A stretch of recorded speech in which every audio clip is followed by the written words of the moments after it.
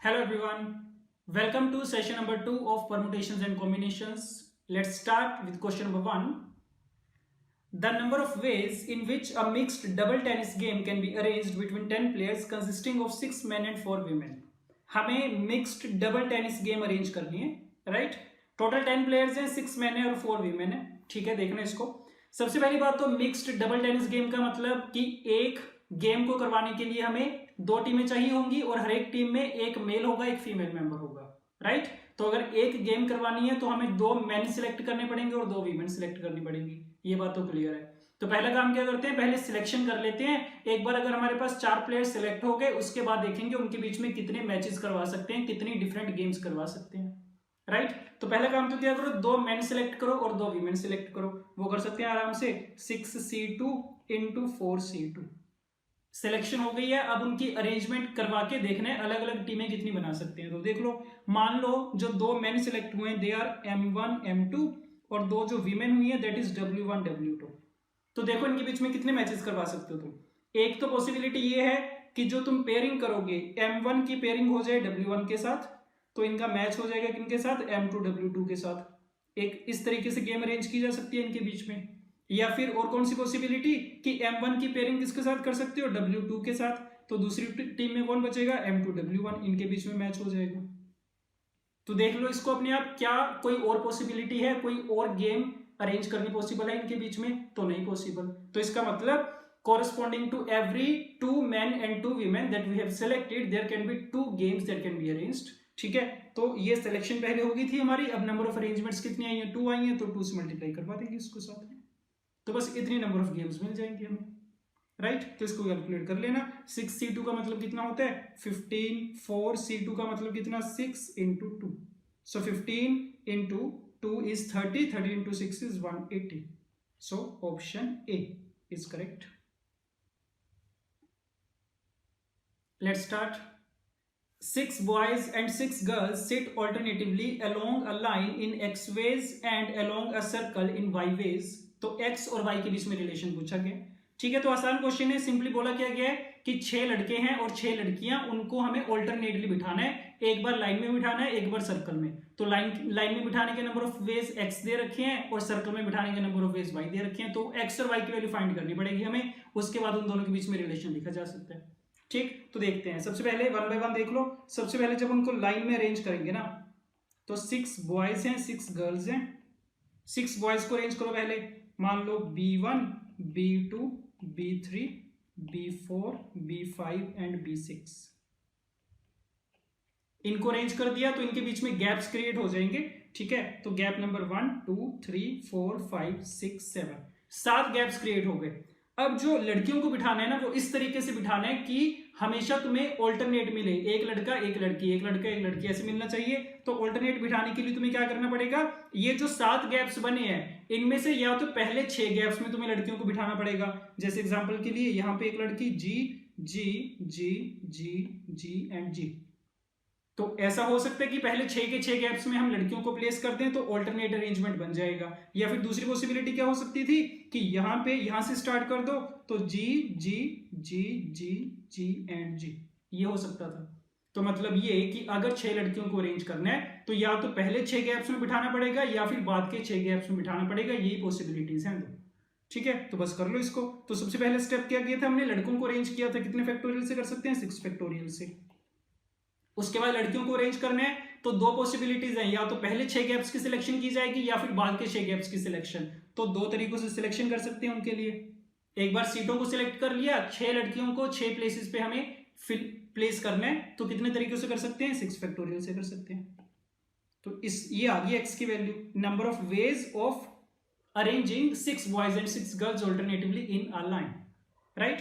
तो x की value आ चुकी है। सेकेंड इज इन दोनों को, इन सबको बिठाते हैं सर्कल में। सर्कल के लिए देखना, तो ये सपोज हमारे पास सर्कल हो गया। वही काम करेंगे, पहले सबसे पहले 6 लड़कों को अरेंज कर लो। तो सबसे पहले suppose b1 b2 b3 b4 b5 and b6। अब सर्कल में क्या होगा ना, 6 लड़कों को बिठाने के बाद उनके बीच में गैप्स कितने बनेंगे, 1 2 3 4 5 6, 6 गैप्स बनेंगे। तो ये जो 6 गैप्स बने हैं, सिंपली क्या करो, इनमें लड़कियों को प्लेस कर दिया जाएगा। तो अपने आप ही क्या हो जाएगा, ऑल्टरनेट हो जाएंगे सारे। तो इसमें तो कुछ सोचना ही नहीं है, डायरेक्ट है इसमें तो पहला काम क्या किया हमने, लड़कों को अरेंज किया। तो 6 लड़कों को सर्कल में कितने तरीकों से कर सकते हो, 5 फैक्टोरियल से। उसके बाद 6 सीटें बच गई, 6 सीटों पे 6 लड़कियों को अरेंज करने के तरीके कितने, 6 फैक्टोरियल। तो ये आ गई y की वैल्यू। सो x हमारे पास आ चुका है, y हमारे पास आ चुका है, दोनों के बीच में रिलेशन चाहिए। तो क्या करो, दोनों की रेशियो ले लो चाहो तो x अपॉन वाई कर लेते हैं। x अपॉन वाई से क्या होगा, एक तो 6 फैक्टोरियल दोनों में कॉमन है, वो कैंसिल आउट हो जाएगा। एक में 6 है, एक में 5 फैक्टोरियल है, वहां से 6 बचेगा, 6 इंटू 2 इज 12। तो ये अरेंजमेंट, ये रिलेशन आ जाएगा, that x equal to 12 times y। Check कर लो ऑप्शंस में, option D is correct. Let's start. The number of ways in which we can paint a dice by using 6 different colors when all colors must be used. हमें एक dice को paint करना है और 6 different colours हैं हमारे पास, right. तो हर एक फेस पे एक एक कलर किया जाएगा मतलब। अब इस क्वेश्चन को सुनना बड़े ध्यान से। पहली चीज तो 6 डिफरेंट कलर्स दे रखे हैं, तो मान लो इनको नाम दे देते हैं, suppose C1, C2, C3, C4, C5 and C6। ये 6 कलर्स हैं हमारे पास, 6 के 6 डिफरेंट है। अब होगा क्या ना, जो तुम्हारे पास डाइस है, डाइस के 6 के 6 फेसेस क्या होते हैं ना, आइडेंटिकल दिखेंगे तुम्हें, ठीक है। तो मान लो कोई भी एक फेस है, तुम उसको बोल तो नहीं सकते कि ये तो टॉप वाला फेस है, क्योंकि अगर तुम डाइस को घुमाओगे तो उसकी पोजीशन बदल जाएगी। तो अब तक जब तक कलर उस पर नहीं हो रखे, तो सारे के 6 जो फेसेस हैं वो आइडेंटिकल दिखेंगे तुम्हें, तुम उनमें आपस में डिस्टिंग्विश नहीं कर सकते। तो पहला काम हम क्या करेंगे ना, कोई भी एक कलर उठा लो, जैसे मान लो C1 उठा लिया, और 6 में से किसी भी फेस पे उठा के इसको कलर कर दो। तो C1 को हमने किसी एक फेस के ऊपर कलर कर दिया, और उसको करने के कितने तरीके होंगे, एक ही तरीका होगा, क्योंकि जब तुम फेस की सिलेक्शन करोगे, सिलेक्शन करने का तो एक ही तरीके, क्योंकि 6 के 6 फेसेस क्या है, आइडेंटिकल है, ठीक।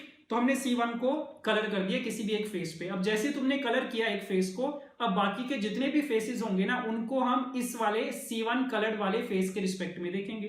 तो मान लो तुमने क्या किया, C1 कलर करके उस डाइस को ऐसे प्लेस कर दिया कि C1 वाला जो कलर है ना, वो बॉटम वाले फेस पे आ गया, ठीक है, इस तरीके से प्लेस कर दिया। तो इसका मतलब ये हो गया कि जो C1 के ऑपोजिट वाला फेस हो गया ना, वो फिक्स्ड हो गया, वो हम किसका काम करेगा, अब वो टॉप फेस का काम करेगा। तो अब क्या करेंगे, हम टॉप वाले फेस को कलर करेंगे।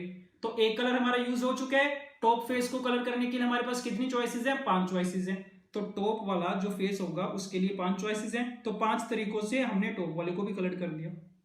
तो तुम्हारे सामने डाइस रखा हुआ है, उसका बॉटम वाला फेस कलर्ड है, उसका टॉप वाला फेस भी कलर्ड है, ठीक है। बाकी कितने फेसेस बचे, उसके बाकी 4 फेसेस बचेंगे साइड वाले।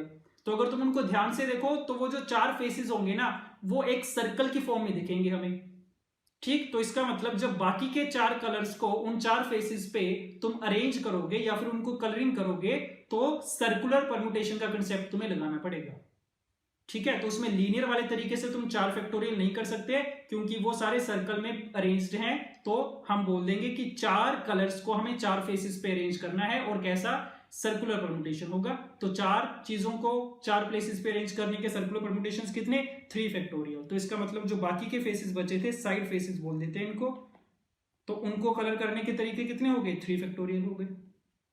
तो काम खत्म हो गया, 6 के 6 फेसेस को हमने कलर कर दिया। तो टोटल नंबर ऑफ वेज कितने आ गए, पहले 5 आए थे, 3 फैक्टोरियल ये आ गए। तो 3 फैक्टोरियल कितना, 6 into 5 is 30। So there are total 30 number of ways to paint a dice, right.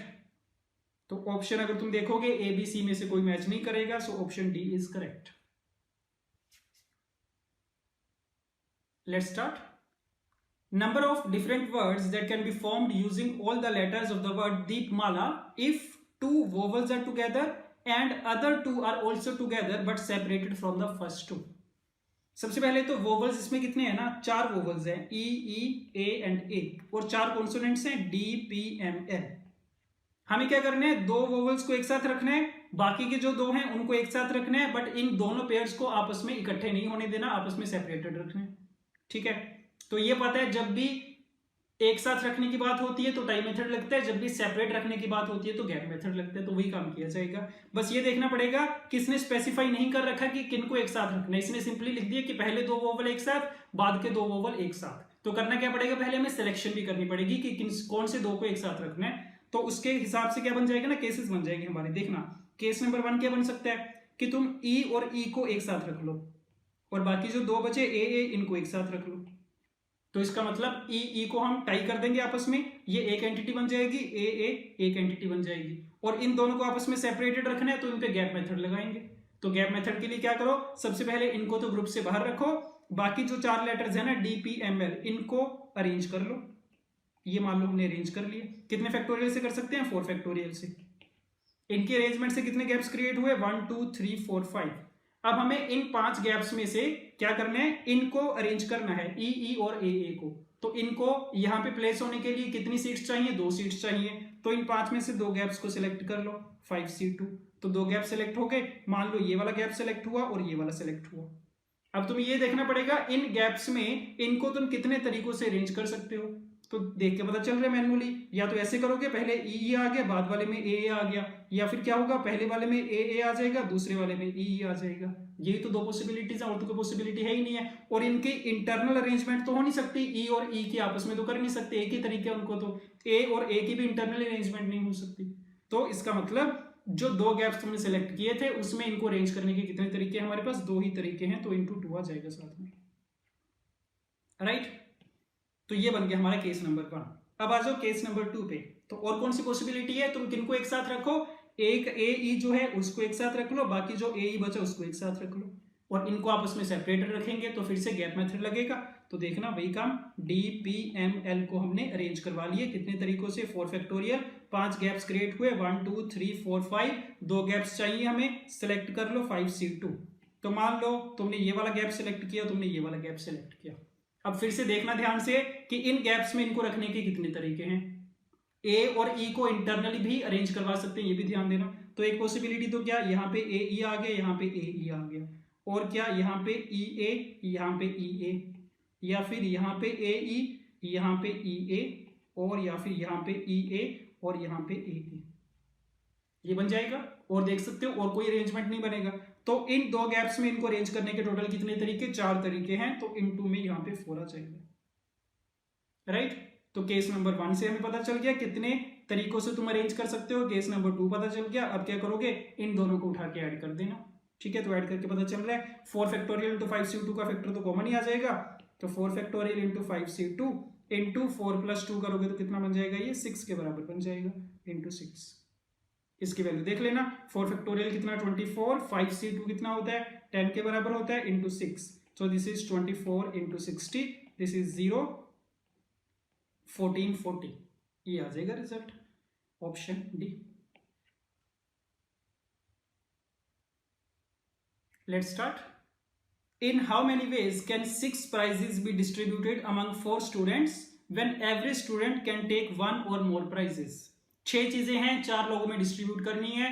तो 2 तरीके होते हैं ऐसे क्वेश्चन को करने के, या तो तुम डिस्ट्रीब्यूशन वाला कंसेप्ट लगा दो कि distribution of n objects into r and distribution of n distinct objects into r different boxes, ठीक है, when no box remains empty, या तो ये वाला कंसेप्ट लग जाएगा, ठीक है, और उसका बड़ा सा फॉर्मूला बनता होता है, राइट। या फिर हम क्या कर सकते हैं ना, इसको ग्रुपिंग वाले तरीके से भी कर सकते हैं, क्योंकि इसमें नंबर ऑफ केसेस कम बनेंगे, तो ग्रुपिंग से कर रहे हैं। तो एक पॉसिबिलिटी तो क्या बनेगी, ये जो टोटल 6 चीजें हैं 4 लोगों में डिस्ट्रीब्यूट करनी है, और लिखा है कि ईच स्टूडेंट कैन टेक 1 और मोर प्राइज, तो हर एक बंदे को कम से कम एक चीज तो मिलनी चाहिए, एक प्राइज तो मिलना चाहिए।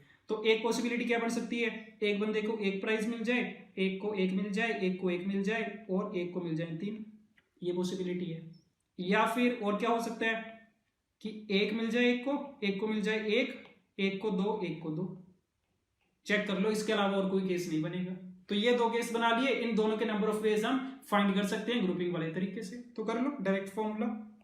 तो पहले वाले के लिए 6 factorial upon 1 factorial into 1 factorial into 1 factorial into 3 factorial, और ये जो 1 1 1 है, तो 3 ग्रुप्स ऐसे हैं जिनका साइज इक्वल है, तो उसके लिए 3 फैक्टोरियल से डिवाइड होता है। तो ग्रुपिंग तो हो गई।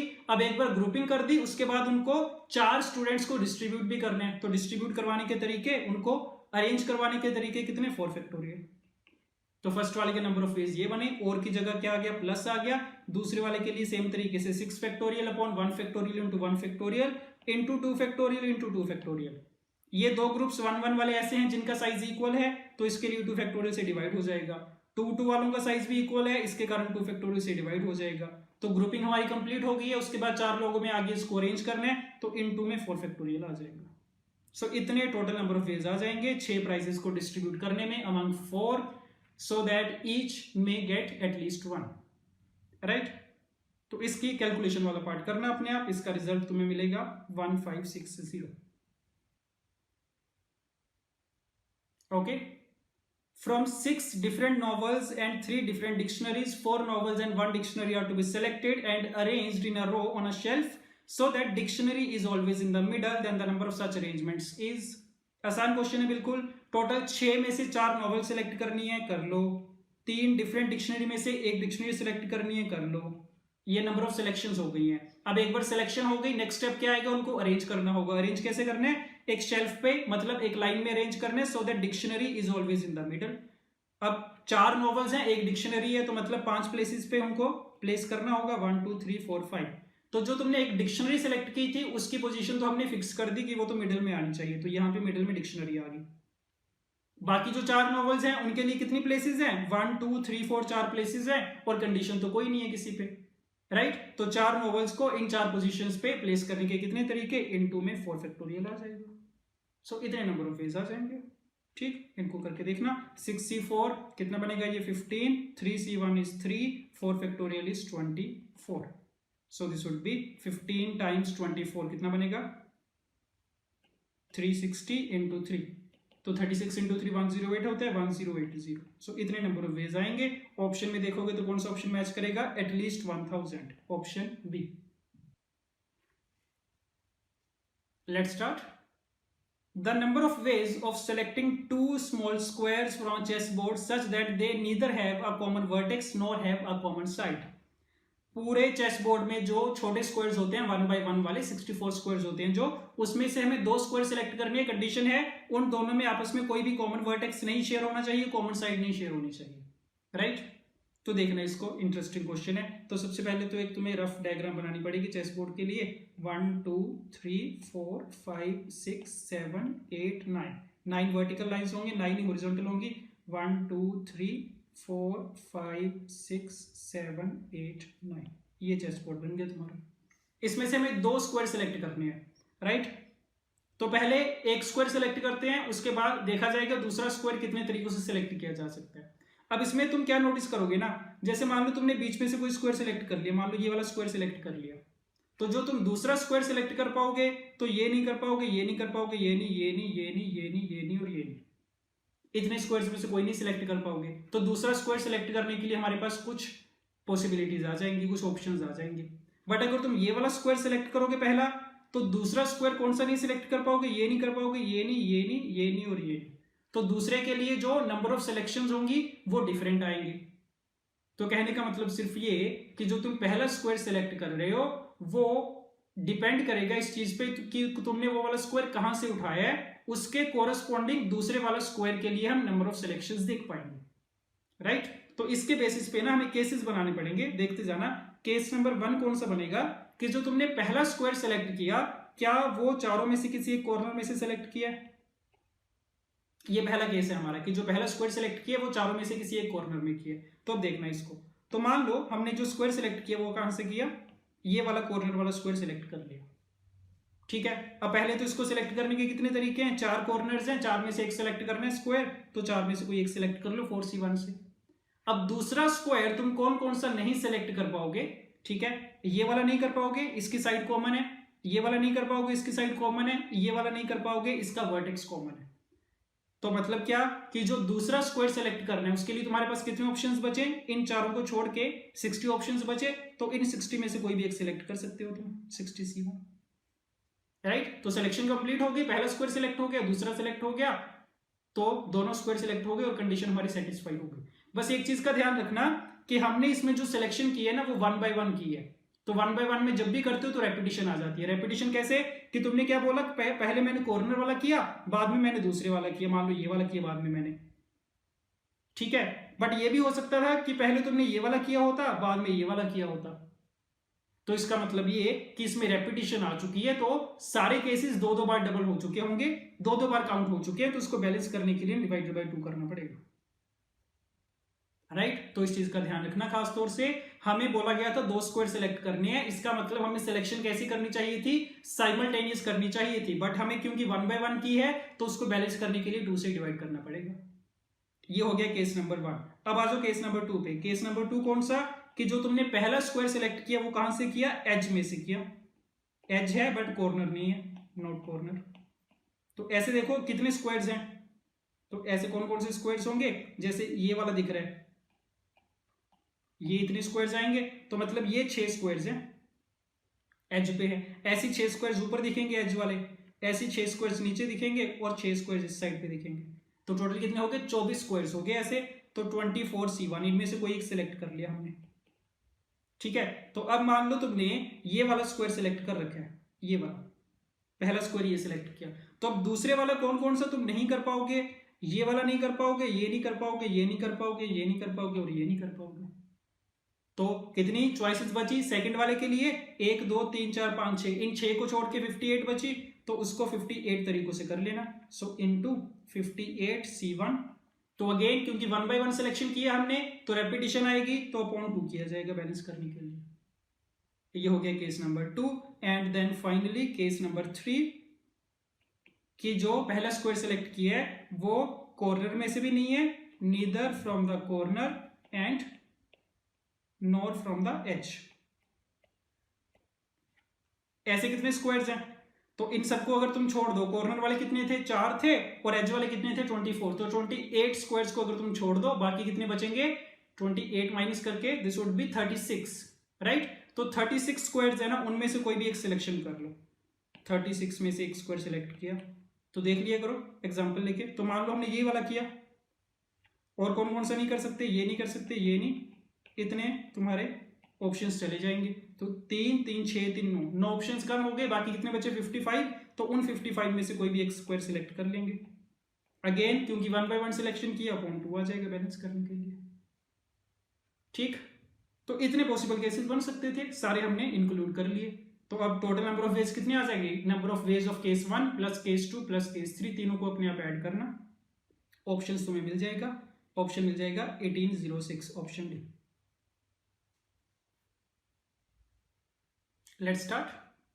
Given 5 different green dyes, 4 different blue dyes and 3 different red dyes, then the number of combinations, combination का मतलब selection of dyes taking at least 1 green and at least 1 blue dye.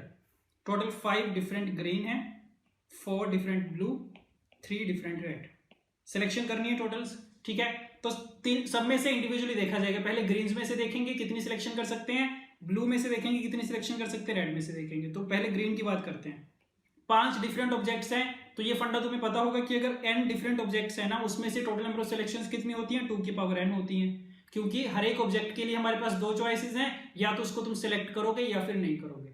So there are total 2 to the power n number of selections. तो green के लिए कितनी होनी चाहिए, 2 की power 5 होनी चाहिए। बट ये जो 2 की पावर 5 होता है, 2 की पावर n होता है, इसमें एम्प्टी वाली सिलेक्शन भी इंक्लूड हो जाती है कि हम कोई भी सिलेक्ट ना करें। तो इसने कंडीशन दे रखी है कि कम से कम एक तो सिलेक्ट करनी है, तो वो वाला केस माइनस हो जाएगा, एम्प्टी वाला 2 की पावर 5 माइनस 1 आ जाएगा यहां से, राइट। सिमिलरली फिर जब तुम ब्लू डाइज में से सिलेक्शन करोगे, तो वही फंडा, टोटल नंबर ऑफ सिलेक्शन कितनी होनी चाहिए, 2 की पावर 4, बट एम्प्टी सिलेक्शन नहीं अलाउड है, लिखे कि एटलीस्ट 1 ब्लू चाहिए, तो -1 कर देंगे, एम्प्टी वाला case minus. Then 3 red, total number of possibilities 2 की पावर 3, इसमें एम्प्टी अलाउड है, जरूरी नहीं है रेड डाई तुम्हें सेलेक्ट करनी है, तो इसके लिए इतनी चॉइसेस आ जाएंगी, ठीक। तो तीनों को आपस में माइनस कर देना, रिजल्ट मिल जाएगा तुम्हें। And the answer is option D, 3720। Okay, let's start. There are 720 permutations of the digits 1 2 3 4 5 6। ठीक बात है, 6 डिजिट्स हैं, इनको 6 फैक्टोरियल से अरेंज कर सकते हैं। 720 परम्यूटेशंस दे रखा है। Suppose these permutations are arranged from smallest to largest numerical values. कि सबसे पहले अगर तुम जो 720 नंबर्स बनेंगे इनकी हेल्प से, उनको हमने असेंडिंग ऑर्डर में अरेंज कर दिया। सबसे छोटे वाला सबसे पहले लिखा जाएगा, सबसे बड़े वाला सबसे लास्ट में आएगा। Then what is the position of the number 3 2 1 5 4 6। पूछा गया है ये वाला जो नंबर लिखा जाएगा कौन सी पोजीशन पे लिखा जाएगा। तो ये उसी टाइप का क्वेश्चन बन गया जैसे हम डिक्शनरी वाला क्वेश्चन करते होते हैं कि एक वर्ड दे रखा है और उसके लेटर्स को हमें डिक्शनरी ऑर्डर में अरेंज करने, उस वर्ड के जितने भी अरेंजमेंट्स बनते हैं उनको डिक्शनरी की सेंस में हमें अरेंज करना है, तो किसी पर्टिकुलर वर्ड की कौन सी रैंक होगी, उसी टाइप के क्वेश्चन है एग्जैक्टली। तो सेम तरीके से अप्रोच किया जाएगा। तुम बोल दोगे कि अगर इन सारे नंबर्स को हमें असेंडिंग ऑर्डर में अरेंज करने हैं तो उस सीरीज में सबसे पहले कौन से नंबर जाएंगे, 1 से स्टार्ट होने वाले नंबर जाएंगे। और 1 से स्टार्ट होने वाले कितने नंबर्स होंगे, बाकी कितने 5 डिजिट्स बचे, इनको 5 फैक्टोरियल से कर सकते हैं। तो 1 से स्टार्ट होने वाले टोटल 120 नंबर हो जाएंगे, 5 फैक्टोरियल। उसके बाद सीरीज में कौन से नंबर आएंगे, जो 2 से स्टार्ट हो रहे होंगे, वो भी कितने होंगे, 5 फैक्टोरियल होंगे, ऐसे नंबर्स भी 120। उसके बाद 3 से स्टार्ट होने वाले, और हमारा नंबर उसी में से कहीं पे होगा, तो 3 से स्टार्ट होने वाले आएंगे। ठीक, तो 3 वाली सीरीज में पहले कौन से आएंगे, 3 1 से स्टार्ट होने वाले आएंगे।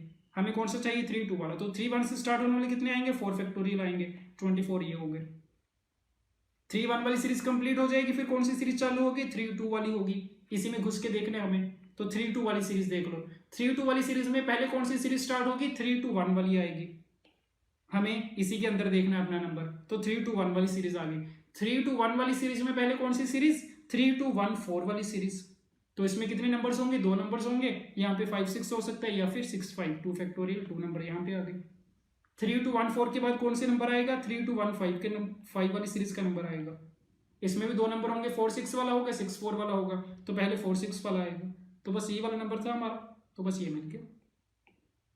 तो इसके पहले कितने छोड़ के आए हम, 120 120 240 हो गए, और ये कितने हो गए, 264, ये 266। तो इस वाले नंबर का रैंक कितना आ गया, 267 आ गया, option A. Let's start. A palindrome is a number which reads the same backwards as forwards. Then the sum of all even 3-digit palindromes is, ये गलत दे रखा है, ऑप्शन आंसर दे रखा है यहाँ पे गलती से। ठीक है, तो पूछा गया है सम ऑफ ऑल इवन 3-digit पैलिंड्रोम्स। तो पहले तो हमें ये देखना पड़ेगा कि 3 डिजिट के इवन पैलिंड्रोम्स कितने बनेंगे। पैलिंड्रोम की डेफिनेशन इसने बता रखी है कि चाहे तुम उसको स्टार्टिंग से रीड करना स्टार्ट करो, चाहे एंड से, वो सेम पढ़ा जाएगा। ठीक है, तो देख लो पहले कितने बना सकते हैं, 1 2 3। जो डिजिट पहली प्लेस पे आएगा वही लास्ट पे आएगा। ठीक है, और बीच वाला तुम कोई भी रख सकते हो, तो पैलिंड्रोम बन जाएगा वो। तो पहले के लिए कितनी चॉइसेस हैं, क्योंकि लास्ट वाला हमें इवन चाहिए, ठीक है, तो पहले पे भी इवन आएगा, और पहले पे 0 आ नहीं सकता, तो पहले के लिए कितनी चॉइसेस, 2 4 6 और 8, तो इसके लिए 4 चॉइसेस हैं। और एक बार पहली वाली प्लेस को तुमने फिल कर दिया ना, कोई भी एक नंबर रख दिया यहाँ पे, तो उससे क्या हो गया, लास्ट वाले की पोजीशन तो फिक्स हो गई, लास्ट वाले का पता चल गया कि जो फर्स्ट पे रखा गया है वही वाला लास्ट पे भी आएगा। उसके लिए हमारे पास और कोई चॉइस नहीं है। और जो बीच वाला नंबर है उसके लिए 10 ऑप्शंस है। तो इसका मतलब टोटल कितने हो गए, 40 इवन पैलिंड्रोम्स बन जाएंगे 3 डिजिट वाले। ठीक है, तो अब इन क्या पूछा गया, इन सबका सम पूछा गया कि इन 40 के 40 नंबर्स को जब ऐड किया जाएगा उसका रिजल्ट क्या आएगा। तो इसको देखते हैं ऐड करके। अब ऐड कैसे करेंगे, 40 के 40 नंबर्स को एक के नीचे एक लिखा जाएगा, जैसे नॉर्मल एडिशन करते हैं। पहले यूनिट डिजिट को ऐड किया जाएगा, फिर वहां से कैरी आएगा, फिर दूसरे वाले को किया जाएगा, फिर तीसरे वाले को। ठीक है, उस तरीके से कर रहे हैं। तो देखना, कुछ नंबर्स ऐसे होंगे जिनका यूनिट डिजिट 2 होगा। ऐसे कितने नंबर्स होंगे, टोटल 40 थे, तो इसमें से 10 हो जाएंगे ऐसे वाले जिनका यूनिट डिजिट 2 होगा। 10 नंबर ऐसे होंगे जिनका यूनिट डिजिट 4 होगा, सारे बराबरी तो होंगे। जिनका यूनिट डिजिट 6 होगा ऐसे भी 10 होंगे, जिनका यूनिट डिजिट 8 होगा ऐसे भी 10 होंगे। ये बात ठीक है।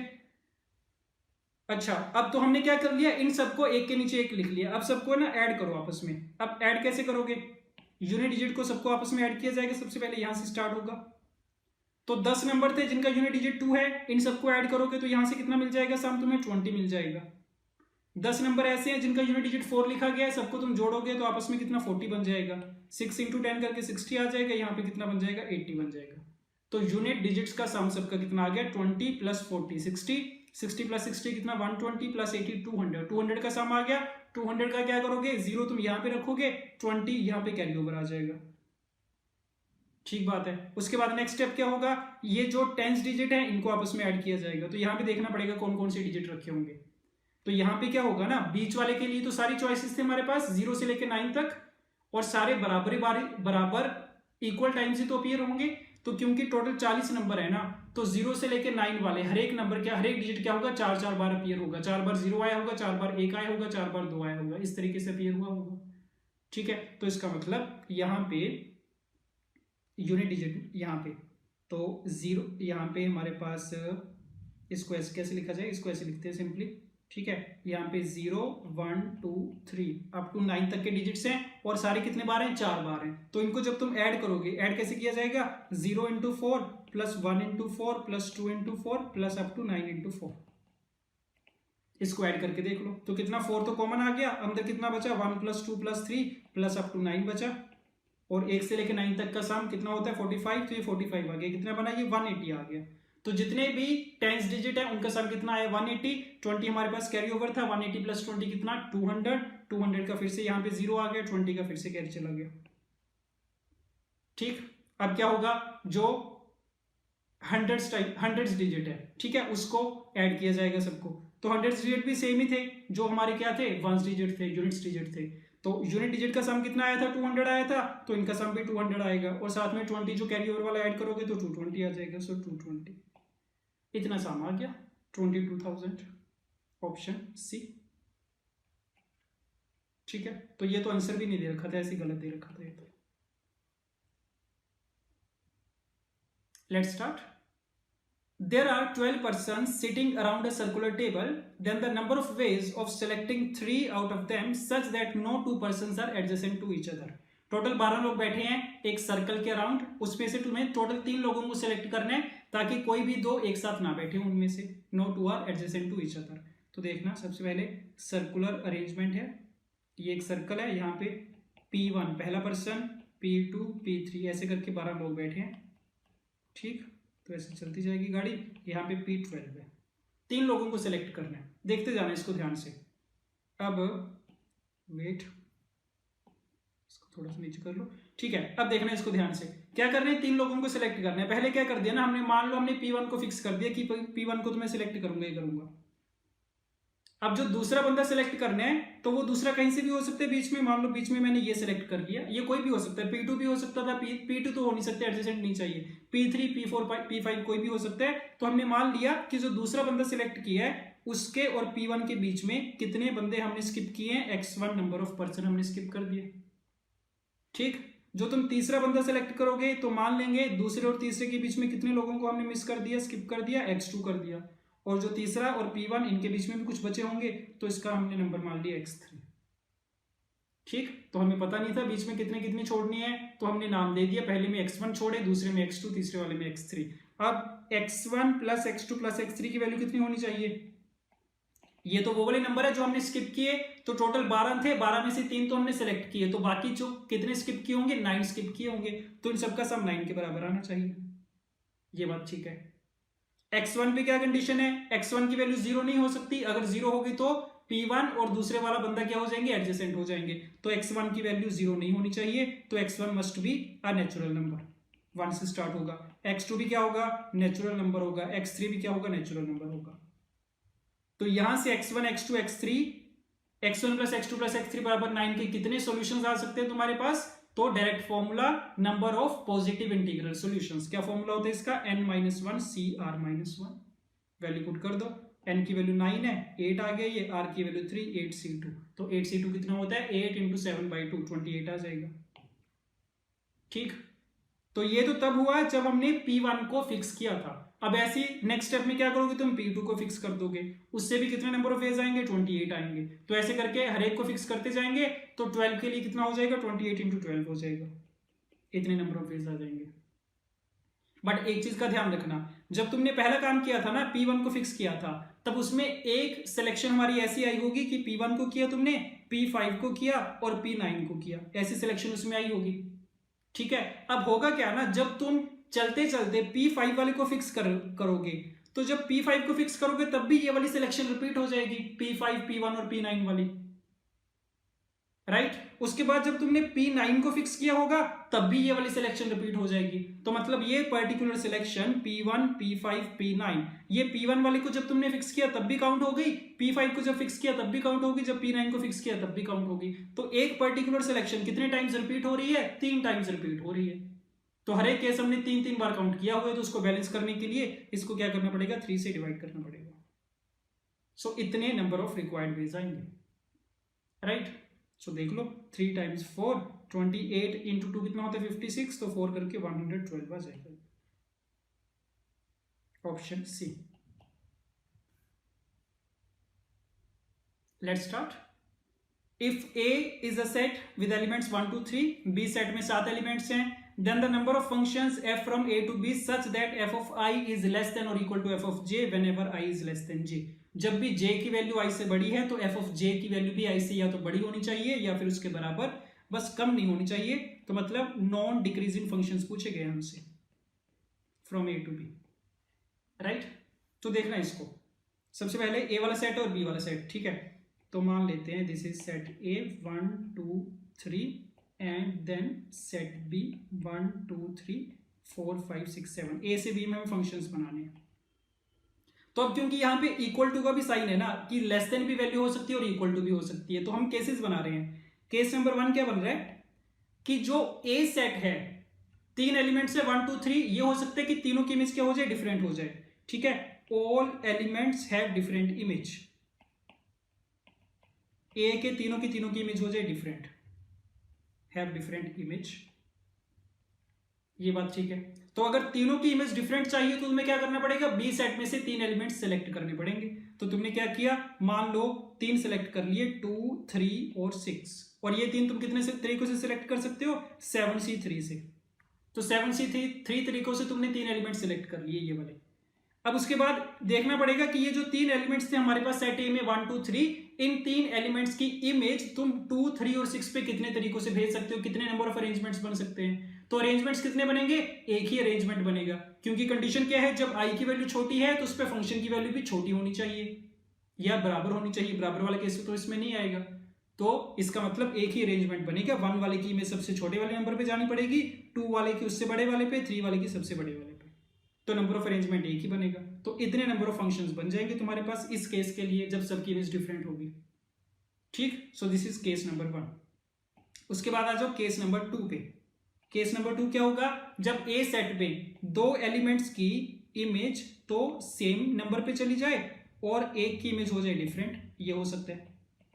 इसमें देखेंगे कितने फंक्शंस बनेंगे, तो इसको दोबारा बनाए अगर, जैसे 1 2 3 और बी में से 1 2 3 4 5 6 7। अब अगर ऐसी सिचुएशन है कि 2 की इमेज सेम पे जाएगी और तीसरे की डिफरेंट पे, तो इसका मतलब बी में से तुम्हें कितने एलिमेंट्स चाहिए होंगे इमेज के लिए, 2 एलिमेंट्स चाहिए होंगे, 2 डिफरेंट एलिमेंट्स। तो वो 2 एलिमेंट्स सेलेक्ट कर लेंगे 7C2। मान लो तुमने 2 वाला किया, तुमने 6 वाला किया। अब ये देखना पड़ेगा 1 2 3 की इमेज 2 और 6 पे कितने तरीकों से जा सकती है। तो एक केस तो कौन सा बन सकता है कि 2 वाला जो एलिमेंट है ये किसी 2 की इमेज हो, किसी 2 एलिमेंट्स की इमेज हो, और अगर ये किसी 2 एलिमेंट्स की इमेज होगा तो कौन कौन सी की होगा, 1 और 2 की होगा, और 3 वाला सबसे बड़े पे चला जाएगा। ये एक पॉसिबिलिटी है, राइट। और दूसरी पॉसिबिलिटी कौन सी हो सकती थी कि ये जो 6 वाला एलिमेंट है ना, ये किसी 2 की इमेज हो जाए। तो अगर ये किसी 2 की इमेज होने तो 2 और 3 की इमेज ये बनेगी और 1 की इमेज कहां पे जाएगी, 2 पे जाएगी। तो 2 ही पॉसिबिलिटीज बन सकती हैं, ठीक। तो नंबर ऑफ अरेंजमेंट्स कितने आ जाएंगे, 2 आ जाएंगे, इनटू में 2 आ गया। ये हो गया केस नंबर 2। और केस नंबर 3 कौन सा बन सकता है, केस नंबर 3 ये कि जब ए सेट में तीनों एलिमेंट्स की इमेज क्या हो जाए, सेम हो जाए, तीनों की इमेज सेम हो जाए। तो उस केस में तो क्या होगा कि ए वाला सेट था तुम्हारे पास 1 2 3, बी वाला सेट था 1 से लेके 7, तो तुम क्या करोगे, बी में से कोई भी एक नंबर सेलेक्ट कर लोगे सिंपली, 7C1। तो मान लो तुमने 3 वाला सेलेक्ट किया तो क्या हो जाएगा, नंबर ऑफ अरेंजमेंट्स एक ही बनेगा, तीनों की इमेज इसी पे चली जाएगी, तो number of arrangements is 1 7, right. तो तीनों केसेस के लिए चेक कर लो क्या क्या नंबर आया, सबको ऐड कर दिया जाएगा। तो 7C3 प्लस में 2 टाइम्स 7C2 और प्लस में 7, तो इन सबको ऐड करना और ऑप्शन मिल जाएगा तुम्हें, option C 84। Let's start. The number of zeros at the end of 2002 C1001 is, इसकी वैल्यू कितनी, 2002 का factorial upon 1001 factorial into 1001 factorial. इस पूरी क्वांटिटी में 10 की पावर बतानी है। तो 2002 फैक्टोरियल में पहले चेक करेंगे कितनी आएगी 10 की पावर, 1001 फैक्टोरियल में देखेंगे, 1001 फैक्टोरियल में देखेंगे। तो 2002 फैक्टोरियल में 10 की पावर जितनी 10 की पावर होगी उतनी नंबर ऑफ जीरोस मिलेंगी हमें। तो इसमें देखना है 10 की पावर कितनी होगी, ठीक है। 10 की पावर का मतलब 2 इंटू 5 की पावर कितनी होगी।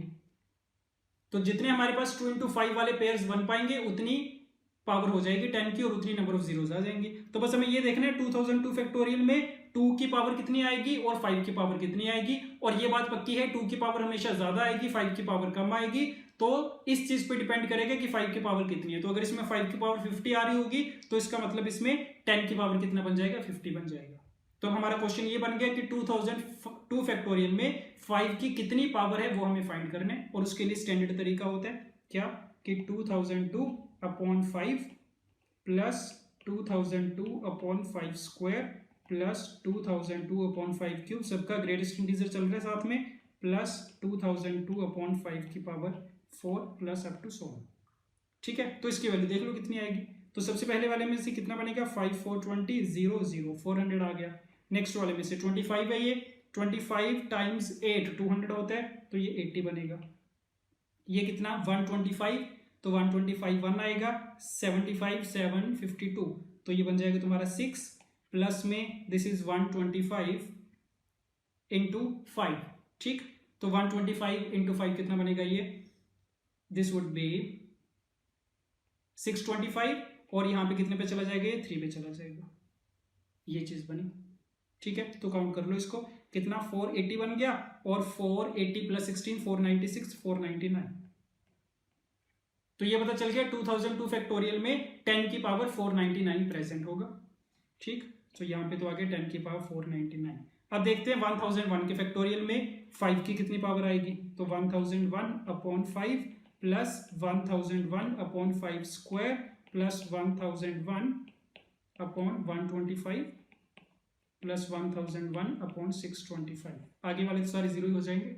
ठीक है, तो यहां से कितना 5 2 10 200 प्लस 4 0 प्लस यहां से कितना आएगा 8 टाइम्स का होता है 1000, और यहां से कितना 1,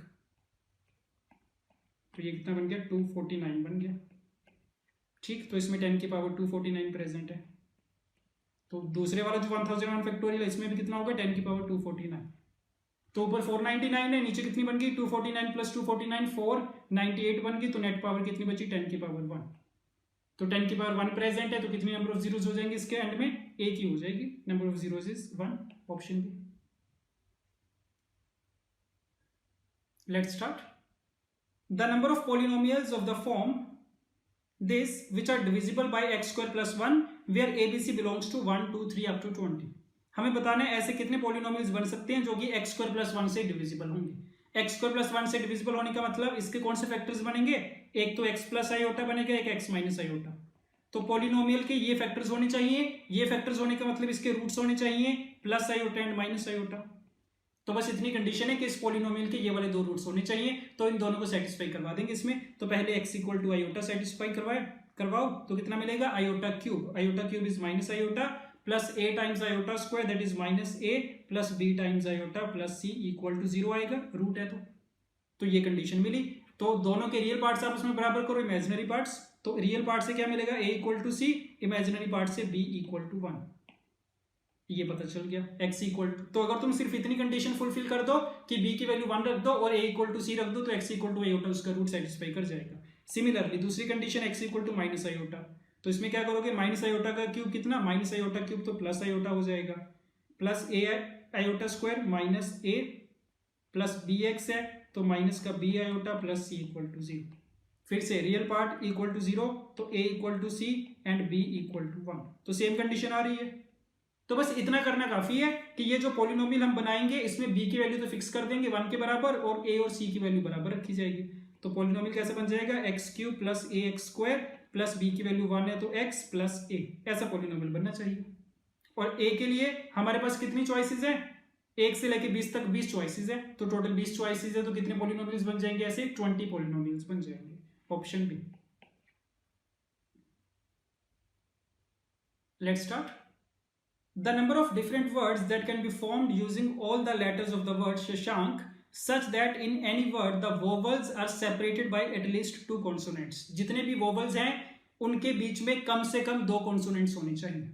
ठीक है, तो इसमें या तो केसेस बना लो कि 2 vowels के बीच में 2 ही consonants हैं, या फिर कितने हैं 3 consonants हैं, या फिर 4 consonants हैं, या फिर 5 consonants हैं, इस तरीके से केसेस बन जाएंगे हमारे पास। ठीक है, तो करके देखते हैं। सबसे पहले तो कितने लेटर्स हैं इसमें, SHAN K। ठीक है, 1 2 3 4 5 6 7 8। तो हमारे पास टोटल 8 लेटर्स हैं, 8 प्लेसेस को हमें फिल करना है। तो इसमें केसेस बनाते जाओ। जैसे केस नंबर 1 सपोज हमने बनाया, देखो दो चॉइसेस हमारे पास, या तो हम इसके केसेस बना लें, बट क्योंकि इसमें ज्यादा केसेस बनेंगे ना, पहले 2 कॉन्सोनेंट से सेपरेटेड हो रहा है, फिर 3 से हो रहा है, फिर 4 से हो रहा है, फिर 5 से हो रहा है, और उसके बाद 6 से भी हो सकता है, तो इतने केसेस बन जाएंगे। या फिर हमारे पास ऑल्टरनेट क्या है ना, हम ऐसे कर सकते हैं कि टोटल देख लें इसके कितने अरेंजमेंट्स बन रहे हैं, उसमें से माइनस कर लें वो वाले केसेस जो हमें नहीं चाहिए। कौन से नहीं चाहिए? कि जिसमें the vowels are separated by exactly one consonant, exactly one consonant. और कौन सा माइनस करें? वो वाला जिसमें वोवल्स के बीच में कोई भी कॉन्सोनेंट नहीं है, that means the vowels are together. तो ये भी किया जा सकता है, एक ही बात है। और इसमें नंबर ऑफ केसेस क्योंकि कम बन रहे हैं तो ये वाला फाइंड कर लो, ठीक है। तो इसको देखते हैं। तो सबसे पहले टोटल अरेंजमेंट्स तो बता सकते हैं कितने आएंगे। टोटल 8 लेटर्स हैं, तो 8 फैक्टोरियल, एस 2 बार रिपीट हो रहा है, 2 फैक्टोरियल, एच 2 बार हो रहा है, 2 फैक्टोरियल, ए 2 बार हो रहा है, 2 फैक्टोरियल। इतने टोटल नंबर ऑफ अरेंजमेंट्स बन जाएंगे। अब ये देखना ऐसे कितने केसेस बनेंगे जिसमें exactly one consonant, exactly one consonant, the vowels, ऐसे लिख लो पूरा, the vowels are separated by exactly one consonant, ठीक है। ये वाले केसेस देखते हैं। तो देखना हमें 8 प्लेसेस फिल करनी थी, 1 2 3 4 5 6 7 एंड 8। दो वोवल्स कौन से हैं? ए और ए, उनके बीच में एग्जैक्टली एक कॉन्सोनेंट रखना है हमें। तो जब उनको प्लेस करोगे ना, तो उन दोनों के बीच में एक खाली जगह छोड़नी पड़ेगी हमें, ठीक है। तो तुम कैसे कर सकते हो? या तो इन 2 प्लेसेस पे रख दो ए और ए को, या फिर इन 2 पे 2, या फिर इन पे 3, या इन पे 4, या इन पे 5, या इन पे 6। तो 6 तरीकों से उनके लिए हम प्लेसेस को सिलेक्ट कर सकते हैं। तो कर लो, 6 तरीकों से उनके लिए प्लेसेस सिलेक्ट कर ली। उन 2 प्लेसेस पे ए को रखने के तरीके एक ही तरीका है। तो मान लो यहाँ पे ए को रख दिया तुमने, यहाँ पे ए को रख दिया। बाकी कितनी सीट्स बची? 6 सीट बची। उन 6 सीट पे बाकी जितने भी लेटर्स हैं उनको अरेंज करवा दो बिना किसी कंडीशन के। तो अपने आप ही क्या होगा, उनके बीच में ए और ए के बीच में एक लेटर आ जाएगा। तो ए और ए को छोड़ के बाकी 6 को अरेंज करवाते हैं। तो उन 6 में क्या होगा, एच 2 बार रिपीट हो रहा है, एस 2 बार रिपीट हो रहा है, तो into 6 factorial upon 2 factorial into 2 factorial, इतने नंबर ऑफ केसेस बन जाएंगे, राइट। उसके बाद कौन सा case? The when the vowels are together, कि उनके बीच में कोई भी कॉन्सोनेंट नहीं है, ये वाला माइनस करना था हमें। तो वोवल्स आर टुगेदर, ये तो आसान ही है, ए और ए को टाई कर देंगे आपस में। तो 6 इनके अलावा लेटर्स थे, एक यूनिट ये हो गया, 7 हो गए। उन 7 को अरेंज करने के तरीके कितने? 7 फैक्टोरियल अपॉन 2 एच एक साथ है, आइडेंटिकल है, 2 एस आइडेंटिकल है। और इनके इंटरनल अरेंजमेंट कितने कर सकते हैं? एक ही कर सकते हैं। तो ये आ जाएगा सिंपली, राइट। तो रिक्वायर्ड कितने आ जाएंगे? वही जो हमने ऊपर लिखा था कि टोटल वाले उठाना, उसमें से एग्जैक्टली वन वाले माइनस करना, वोवल्स आर टुगेदर वाला माइनस करना, तो you will get the result, right. So 15th का ऑप्शन ए मिलेगा। कंप्लीट करना इसको। Let's start. The number of permutations of these letters, कितने लेटर्स हैं? A B C D E F G, 7 letters हैं। So that neither the pattern B E G nor C A D appears. तो इन 7 के तुम कितने arrangements बना सकते हो कि उसमें बी ई जी वाला पैटर्न भी नहीं आना चाहिए, सी ए डी वाला पैटर्न भी नहीं आना चाहिए। अब इसमें क्या करते हैं ना, नीदर नोर आ गया, ठीक है। तो इस पे सेट थ्योरी का यूज करेंगे। क्या करो, ए एक सेट ले लो जिसमें वो सारे परम्यूटेशंस हैं जिसमें बी ई जी वाला पैटर्न आ रहा है। बी वाला सेट ले लो जिसमें वो वाले सारे अरेंजमेंट्स हैं जिसमें सी ए डी वाला पैटर्न है। तो हमें चाहिए क्या, कौन सी सेट के एलिमेंट्स चाहिए? ए वाले नहीं चाहिए, ए कॉम्प्लीमेंट, बी वाले नहीं चाहिए, बी कॉम्प्लीमेंट और इंटरसेक्शन, दोनों चीजें साइमल्टेनियसली ट्रू होनी चाहिए। तो अगर ए वाला सेट हमने बनाया जिसमें बी ई जी वाले अरेंजमेंट्स हैं, बी सेट हमने बनाया जिसमें सी ए डी वाले अरेंजमेंट्स हैं, तो हमसे कौन से सेट के एलिमेंट्स पूछे गए हैं? A complement, intersection, B complement. ये बात ठीक है, नीदर नोर। अब इसको थोड़ा सिंप्लीफाई करो तो इस पे इसको इसके बराबर होते ही है, A complement intersection B complement is equal to A union B complement. और ए यूनियन बी कॉम्प्लीमेंट का मतलब कि total number of elements in the universal set minus number of element in A union B. ये बात ठीक होनी चाहिए। तो ये अब हमारा क्वेश्चन बन गया, ये हमें फाइंड करना है कि टोटल कितने अरेंजमेंट्स है, उसमें से ए यूनियन बी वाले माइनस कर देंगे। और ए यूनियन बी का भी चाहो तो आगे फर्दर लिख लो, फॉर्मूला होता है कितना, number of elements in A plus number of elements in B minus number of elements in A intersection B. तो ये सारी चीजें फाइंड कर सकते हैं इंडिपेंडेंटली, करते जाओ। तो सबसे पहले टोटल, टोटल तो कितने अरेंजमेंट्स बनेंगे? 7 फैक्टोरियल बन जाएंगे, ठीक। Number of elements in set A, set ए का मतलब हमें देखना है कि इसके कितने अरेंजमेंट्स बनेंगे जिसमें बी ई जी वाला पैटर्न आएगा। बी पहले दिखेगा, उसके इमीडिएट बाद में ई, उसके बाद इमीडिएट बाद में जी। तो क्योंकि इन तीनों को एक साथ दिखना है तो क्या कर देंगे, इनको टाई कर देंगे। तो इन तीन को छोड़ के बाकी कितने लेटर्स बचे, 4 बचे, एक ये हो गया 5, 5 फैक्टोरियल से अरेंज करवा दो। और जो बी ई जी को टाई किया है उनको इंटरनली कितने तरीकों से अरेंज करवा सकते हैं, एक ही तरीका है, बी ई जी ऐसे रखना पड़ेगा। तो इतने नंबर ऑफ एलिमेंट्स आ गए सेट ए में। सेट बी में देख लो, सेट बी कौन सा था जिसमें कौन सा पैटर्न दिखे हमें, सी ए डी वाला। उसके लिए भी सेम तरीका, सी ए डी को टाई कर देंगे, उसके इंटरनली एक ही अरेंजमेंट बनेगा। टोटल कितने तरीकों से कर सकते हो, 5 फैक्टोरियल से अरेंज कर सकते हो। और थर्ड कितना, ए इंटरसेक्शन बी।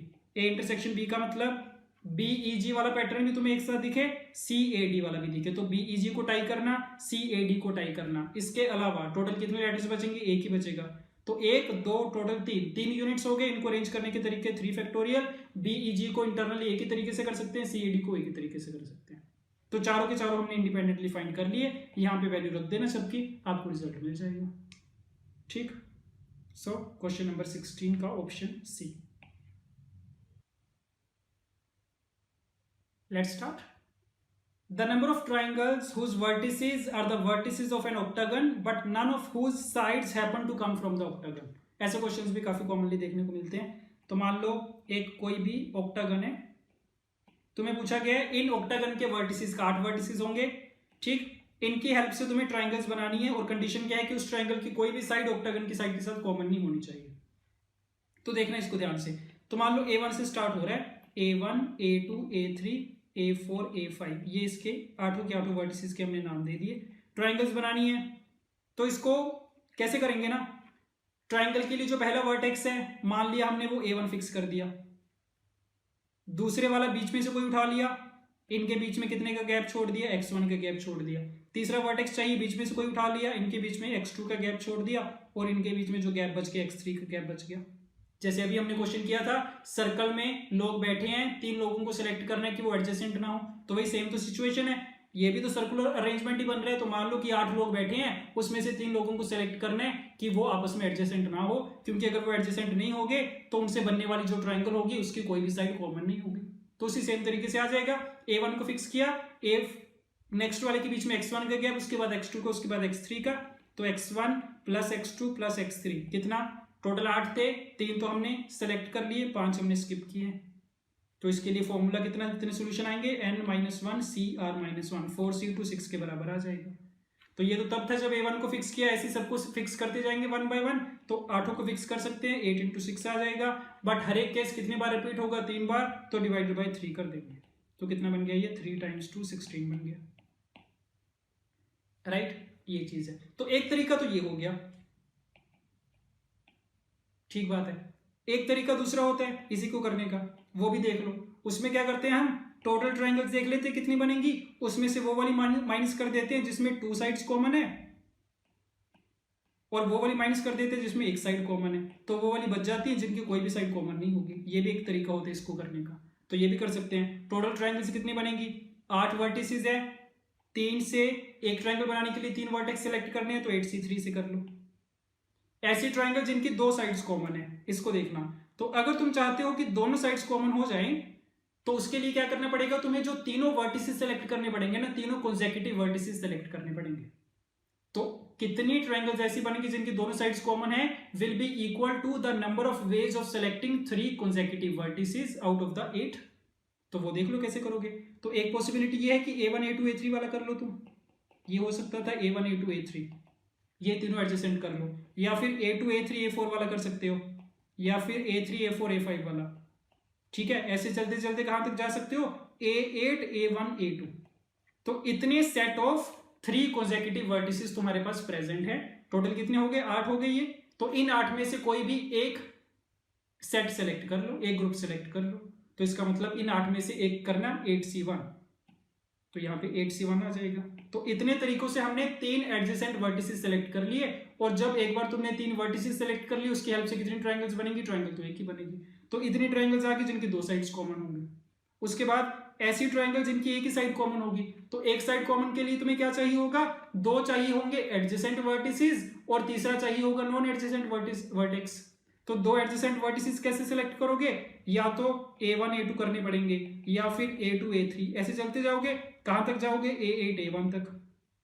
तो टोटल ऐसे कितने पेयर्स हैं, 8 पेयर्स हैं। इन 8 में से कोई भी एक पेयर सिलेक्ट कर लो। तो क्या कर लिए तुमने, दो एडजेसेंट वाले तो सिलेक्ट कर लिए। तो मान लो तुमने सिलेक्ट किए A1, ये कर लो, ये मान लो कि A8 और A7 वाला तुमने सिलेक्ट कर लिया कॉन्सेक्यूटिव वाला। अब जो दूसरा सेलेक्ट करना है वो तो कंसेक्यूटिव नहीं चाहिए, तो A6 तुम नहीं सिलेक्ट कर पाओगे, A1 नहीं सिलेक्ट कर पाओगे, तो बाकी कितने ऑप्शंस बचे, 4 ऑप्शंस बचे, उन 4 में से कोई एक सिलेक्ट करना पड़ेगा। तो 8C1 into 4C1।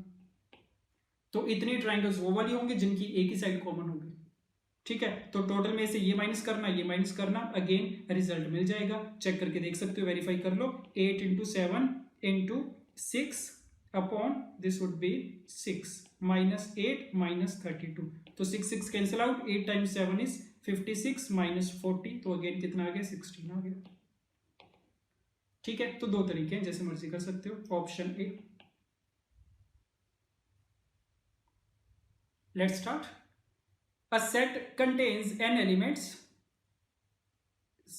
A subset P of A is chosen. तो बेसिकली a set A, ये सेट का नाम दे रखा है, ठीक है, आ सेट नहीं है, सेट का नाम A है।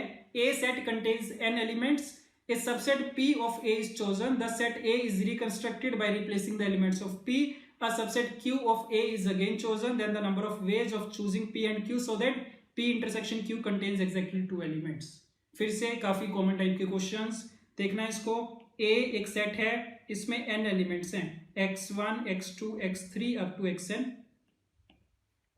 इसके हमें दो सबसेट्स बनाने हैं, इसकी हेल्प से एक सबसेट P बनाया जाएगा, एक सबसेट Q बनाया जाएगा।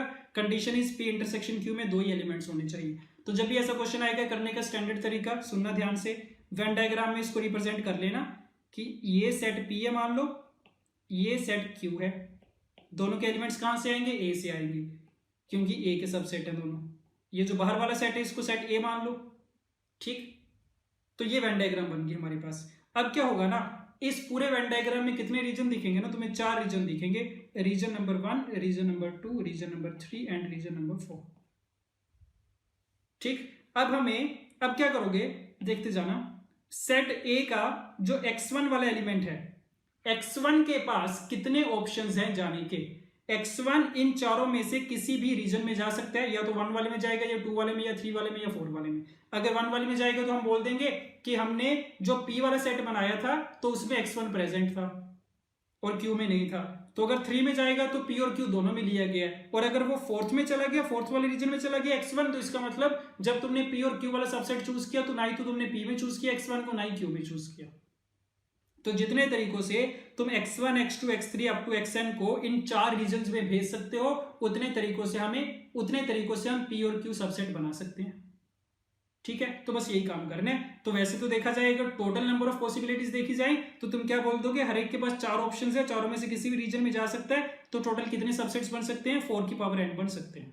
तो there are total 4 to the power n ways of selecting P and Q subsets out of set A। But अभी साथ में एक कंडीशन है कि P इंटरसेक्शन Q में 2 ही एलिमेंट्स होने चाहिए, तो इस वाले रीजन में 2 एलिमेंट होने चाहिए।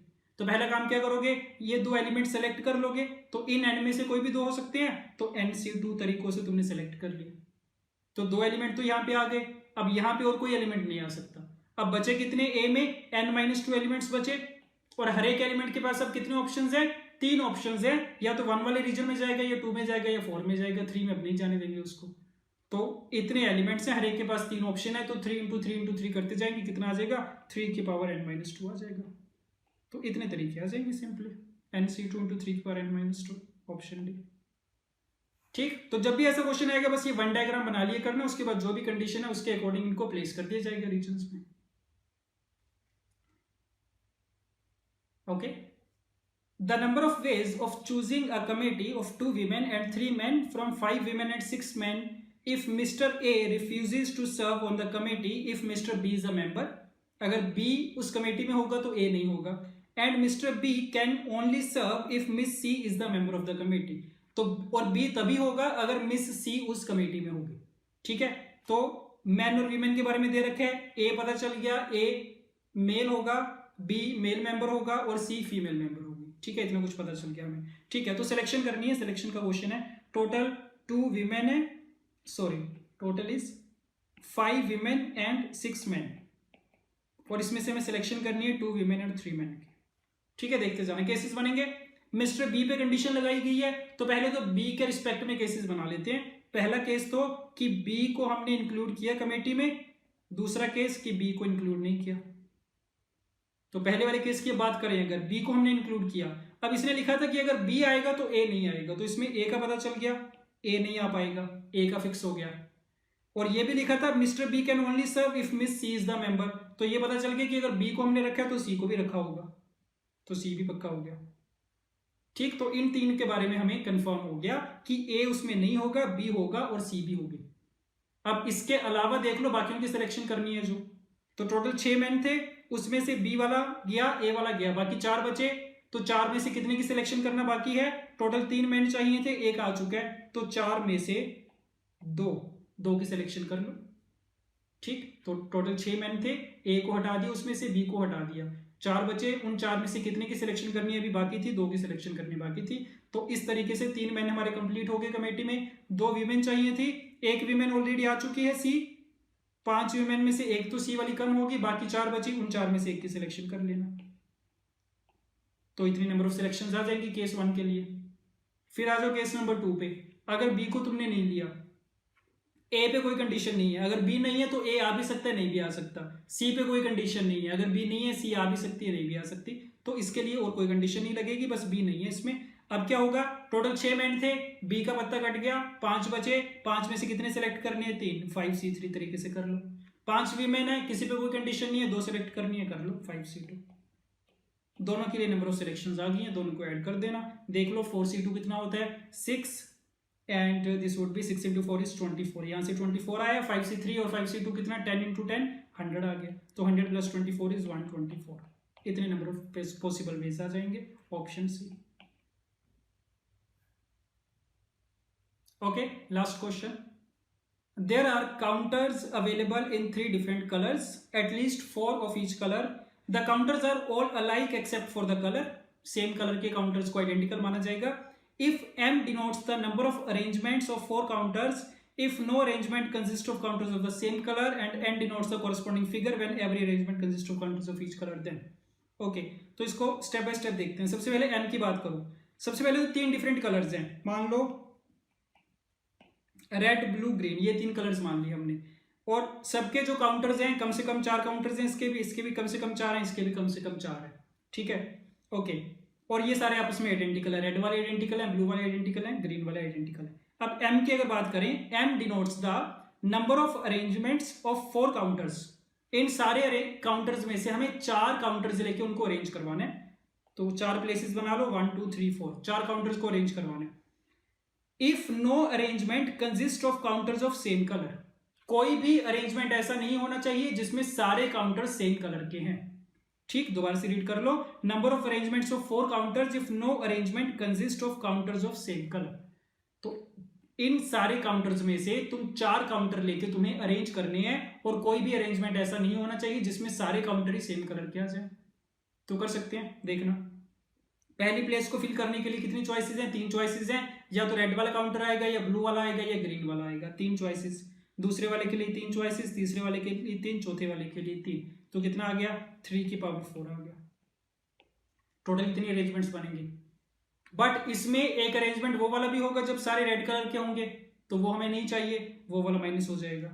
एक वो वाला अरेंजमेंट भी होगा जब सारे ब्लू वाले होंगे, वो वाला नहीं चाहिए। एक वो वाला अरेंजमेंट होगा जब सारे ग्रीन वाले होंगे, वो वाला नहीं चाहिए। तो ये 3 पर्टिकुलर केसेस माइनस कर देंगे। ठीक, तो 3 की पावर 4 कितना होता है? 81, तो 78 बचा। तो m की वैल्यू आ गई ना, ये m = 78, राइट। उसके बाद n देखो कैसे इसने डिफाइन किया। n denotes the number of arrangements corresponding figure when every arrangement consist of counters of each colour. हर एक अरेंजमेंट कैसा होना चाहिए कि हर एक कलर का कोई ना कोई काउंटर तो होना चाहिए। काउंटर्स ऑफ ईच कलर, सारे कलर्स तुम्हें इंक्लूड करने हैं। तो n के लिए देखते हैं फिर से। अब अगर सारे कलर इंक्लूड करने हैं तो ये बात तो पक्की हो गई कि एक तो रेड काउंटर ही होगा, एक काउंटर ब्लू होगा, एक काउंटर ग्रीन होगा। बस चौथे के बारे में डाउट है। तो चौथा जो होगा वो या तो रेड में से आ सकता है, या ब्लू में से, या ग्रीन में से। तो अगर तुम पहले सिलेक्शन करो तो सिलेक्शन कैसे होगी, एक रेड वाला सिलेक्ट कर लिया एक ही तरीका, ब्लू वाला सिलेक्ट कर लिया एक ही तरीका, ग्रीन वाला सिलेक्ट कर लिया एक ही तरीका, जो चौथा तुम सिलेक्ट करने जाओगे उसके लिए तुम्हारे पास 3 ऑप्शंस होंगे, रेड ब्लू ग्रीन कोई भी कर सकते हैं। तो मान लो तुमने कोई भी रेड कर लिया सपोज, तो सिलेक्शन हो गई है। उसके बाद इनको अरेंज जब करने बैठोगे कितने तरीकों से अरेंज कर पाओगे, 4 फैक्टोरियल अपॉन में 2 कलर के 2 सेम कलर के होंगे तो 4 फैक्टोरियल अपॉन 2 फैक्टोरियल से अरेंज हो जाएंगे। तो पहले 3 तरीकों से हमने सिलेक्शन कर ली, उसके बाद 4 फैक्टोरियल अपॉन 2 फैक्टोरियल से उनको अरेंज कर दिया। ठीक है, ये आ गई एन की वैल्यू, दोनों के बीच में रिलेशन पूछा गया, देख लो। तो एम की वैल्यू कितनी 78 आई है, एन की वैल्यू कितनी 4 फैक्टोरियल कितना होता है 24, 24 अपॉन 2 करोगे तो 12 आ जाएगा, 12 इंटू 3 करोगे तो 36। रेशियो देख लो इनकी कितनी आएगी, सो एम अपॉन एन 6 पे जाएंगे दोनों, 6 into 13 is 78, 6 into 6 is 36, so 6m is equal to 13n। Option B is correct, right?